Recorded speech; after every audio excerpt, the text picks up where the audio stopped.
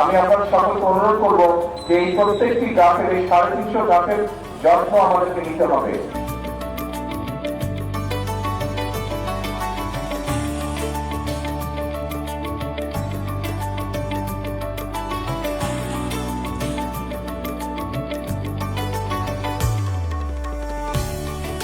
আপনারা আমাদের দলের বিভিন্ন নেতাকর্মী সহ এলাকার মানুষ এখানে আছেন। আপনাদের সকলের কাছে আমার একটা আহ্বান থাকবে যে এই যে যেই চারাটা আমরা আজকে রোপণ করব, এই চারাটা রোপণ করলে শুধু আজকে দায়িত্বটা আমাদের শেষ হয়ে যাবে না। এই এলাকায় যে সকল মানুষ থাকেন, খালের দুই পাশে যারা থাকেন এবং যারা আজকে চারাটা রোপণ করছেন, আপনারা হয়তো এখান দিয়ে আসতে যাওয়া করবেন অনেকে।